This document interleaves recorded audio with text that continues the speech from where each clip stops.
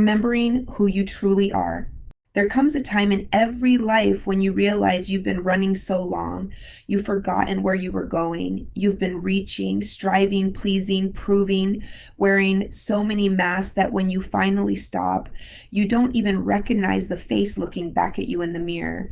And that moment, though painful, is sacred because that's the moment the journey back to you begins. That's the moment your soul whispers, "It's time to come home." We live in a world that teaches us to measure our worth by what we achieve, what we own, what we look like, what we post. From the time we are children, we are told who we should be. Be smarter, be prettier, be stronger, be quieter, be more like them. And slowly, piece by piece, we start to drift away from our true selves. We trade authenticity for approval. We trade curiosity for conformity. We trade our joy for validation. But deep down, that quiet voice within us never stops calling. It says, "Remember me. Remember who you were before the world told you who to be." The journey back to you is not a straight line. It is not easy. It requires unlearning, unraveling, unbecoming everything that isn't truly yours. It requires sitting in silence long enough to hear your own heartbeat again. It requires courage to peel away the layers of expectation and face what's underneath, the parts of you that have been waiting to be seen, heard, and loved. And most of all, it requires forgiveness. Forgiveness for the years you abandoned yourself just to be accepted. Forgiveness for settling when you knew you were meant for more. Forgiveness for all the times you silenced your truth to make others comfortable. Because here's the truth. You can't move forward while carrying the weight of who you think you should be. Healing begins when you decide to let go of the performance, when you stop chasing the world's definition of success and start asking, what does fulfillment look like for me? That's when the journey home begins. Not to the life you were told to live, but to the life your soul has been longing for. There is a version of you, before the heartbreak, before the disappointments, before the world taught you fear, who is still inside. She's wild, she's free, she's brave, she laughs easily, she believes in magic, and she's waiting for you to remember her. You don't need to become someone new to find your purpose. You need to come back to yourself. You've always been enough. You just forgot. Sometimes life will strip everything away to help you remember. The job you lost, the relationship that ended, the plans that fell apart. They aren't punishments. They're invitations. They're the universe saying, come back. Come back to what truly matters. Come back to what lights you up. Come back to you. And when you finally stop fighting what's gone and start trusting what's unfolding, something inside you shifts. You begin to understand that every detour, every delay, every heartbreak was guiding you home.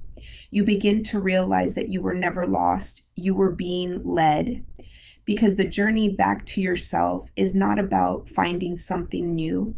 It's about remembering what has always been there. So if you're listening to this right now, feeling tired, feeling empty, feeling disconnected, this is your reminder. You are not broken. You are just being called back home. You are being called to rediscover your truth, your voice, your light. And the first step is simple. Stop running. Sit still. Listen. Because your soul has been speaking to you all along.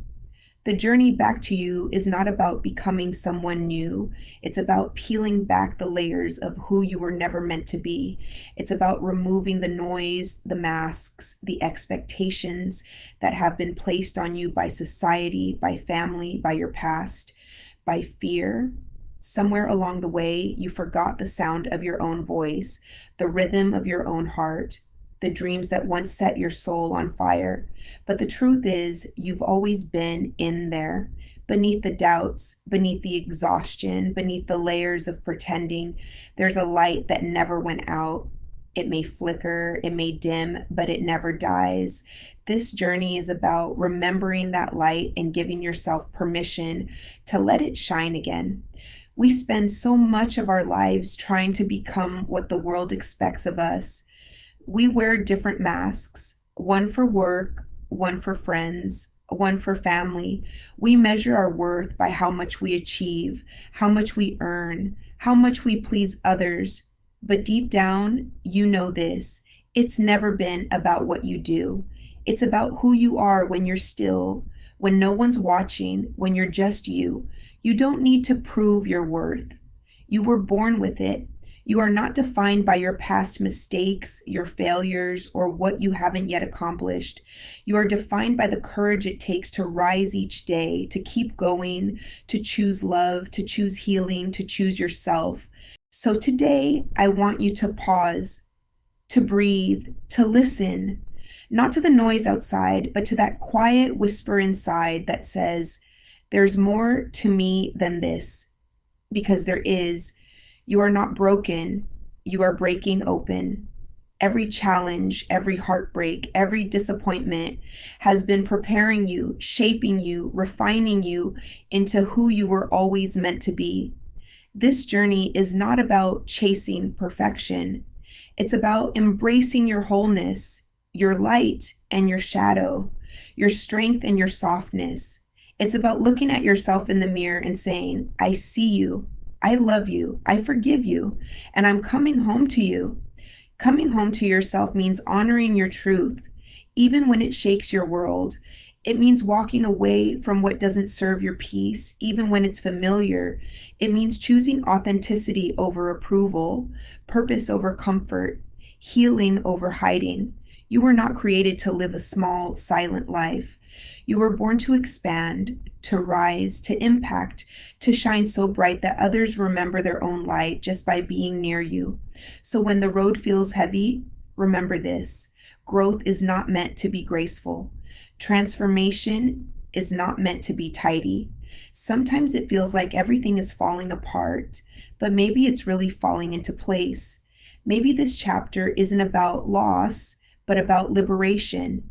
You're not losing yourself. You're finding the version of you that was buried under years of shoulds and not enoughs. You're remembering the woman or man who dreamed without limits, who loved without fear, who trusted without question. And as you walk this journey back to you, there will be moments when you'll want to quit, moments when the pain feels too heavy. But that's when you remind yourself, I've already survived so much. I've already proven I can rise. I may bend, but I won't break. I may fall, but I'll get back up. Because every time I choose to rise, I return closer to who I truly am. And when you finally arrive, when you find yourself standing in your truth, loving yourself deeply, living freely, you'll realize that you never really lost yourself at all. You were simply on your way home,